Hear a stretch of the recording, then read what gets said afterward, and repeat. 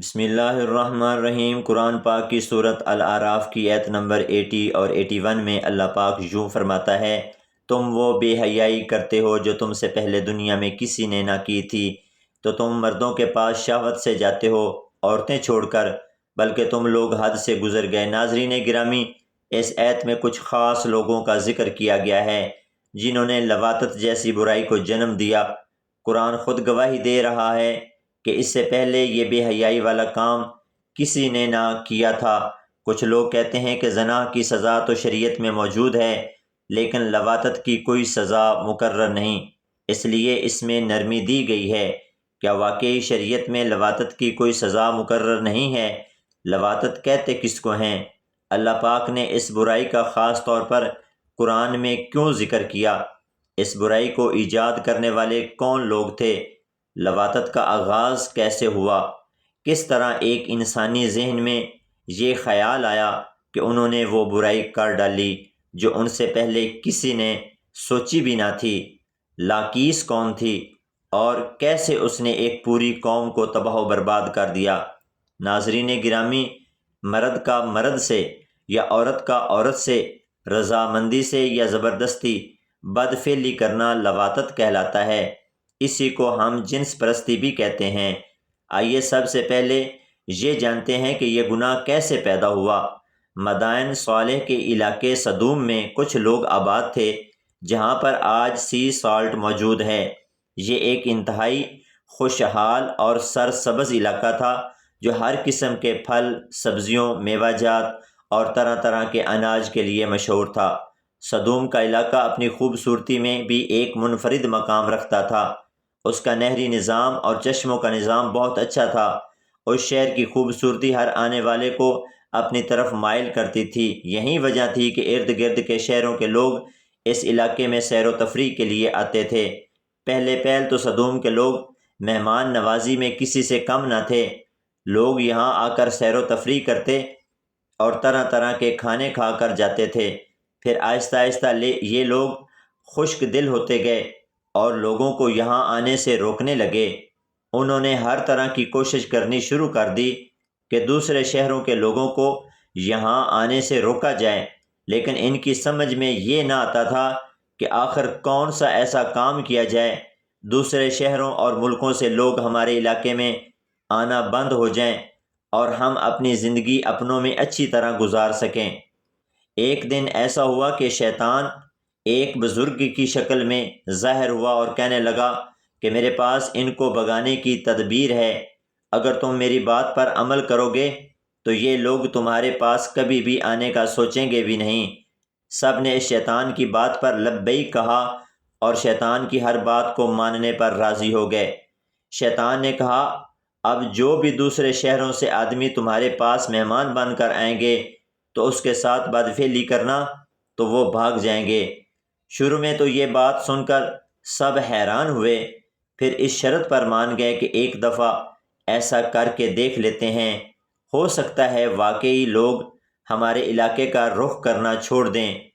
چند دن گزرنے کے بعد شیطان ایک حسین و جمیل لڑکے کی صورت میں مہمان بن کر سدوم کے لوگوں کے پاس آیا۔ سدوم کے لوگوں نے اتنا حسین و جمیل لڑکا پہلے کبھی نہ دیکھا تھا۔ اتنا حسین و جمیل لڑکا دیکھ کر سدوم کے شہر کے نامی گرامی اور امیر ترین لوگوں نے اس لڑکے کے ساتھ بدفعلی کی۔ اس دن کے بعد جب بھی کوئی مہمان سدوم کے شہر میں سیر و تفریح کے لیے آتا تو یہ لوگ اس کے ساتھ بدفعلی کرتے۔ اس طرح شیطان نے ان لوگوں کو ایسے برے کام کی طرف لگا دیا۔ پھر سدوم کے لوگوں کو بدفعلی کا چسکا پڑ گیا۔ جب کوئی مہمان آتا تو یہ لوگ اس کے ساتھ ایک ہی وقت میں کافی لوگ بدفعلی کرتے تھے۔ جب کوئی مہمان نہ ہوتا تو یہ لوگ آپس میں ہی ایسا گناہ کرنا شروع کر دیتے۔ شیطان نے ان لوگوں کے درمیان ایسی عادت ڈالی کہ وہ اس بری حرکت سے باز آنے کا نام نہ لیتے تھے۔ جب سدوم کے لوگوں نے آپس میں ہی ایک دوسرے کے ساتھ بدفعلیاں کرنا شروع کر دی تھی تو سدوم کے لوگ اور آس پاس کی آبادیوں میں عورت کے ساتھ شادیاں کرنا بالکل ہی بند کر دی تھی۔ ان علاقوں میں مرد ایک دوسرے مرد کو محبوبہ بنا کر ان کے ساتھ بدفعلیاں کیا کرتے تھے۔ ان میں کئی محفلیں رکھی جاتی تھی، جن محفلوں میں بے شمار مرد اکٹھے ہوتے تھے جو آپس میں ایک دوسرے کے ساتھ بدفعلی کیا کرتے تھے۔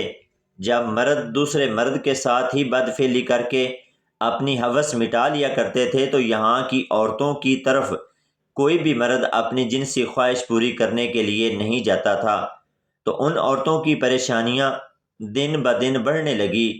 ان کے شوہر اپنی بیویوں کے ساتھ ہم بستری کرنا تو دور کی بات، وہ ان کی طرف دیکھنا بھی پسند نہیں کیا کرتے تھے۔ چنانچہ ان عورتوں کی اس مشکل کا حل نکالنے کے لیے ابلیس نے سدوم اور کمورہ کے لوگوں کے پاس اپنی بیٹی لاکیس کو بھیجا۔ جب شیطان کی بیٹی لاکیس اس شہر میں آئی تو اس نے یہاں کی عورتوں کے ساتھ رونے کا بہانہ کرتے ہوئے اس شہر میں داخل ہوئی۔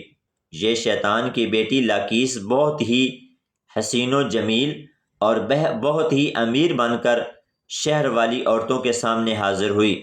لاکیس نے کہا کہ میں ابھی جوان ہوں، میرا شوہر کسی لڑکے کے عشق میں مجھے چھوڑ کر چلا گیا ہے، میری تو زندگی ہی برباد ہو گئی ہے۔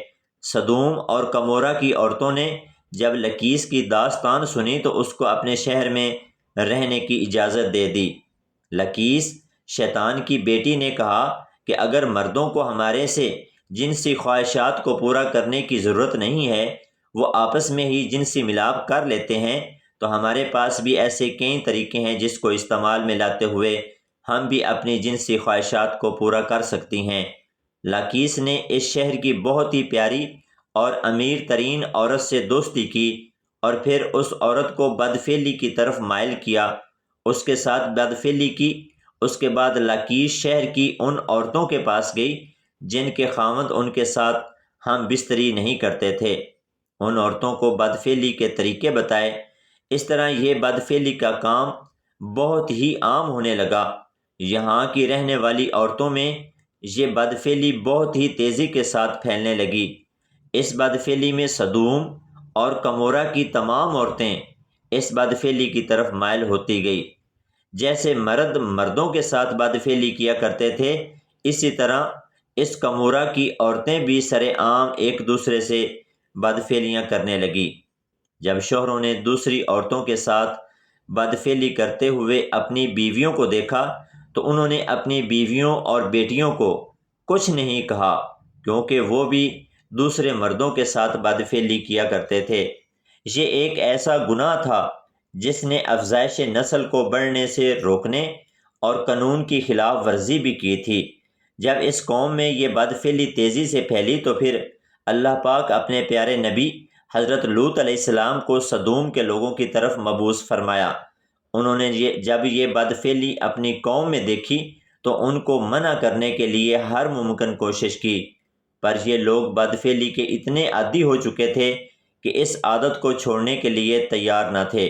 قوم لوط سے پہلے ایسی بدفعلی کسی قوم میں نہ پائی جاتی تھی۔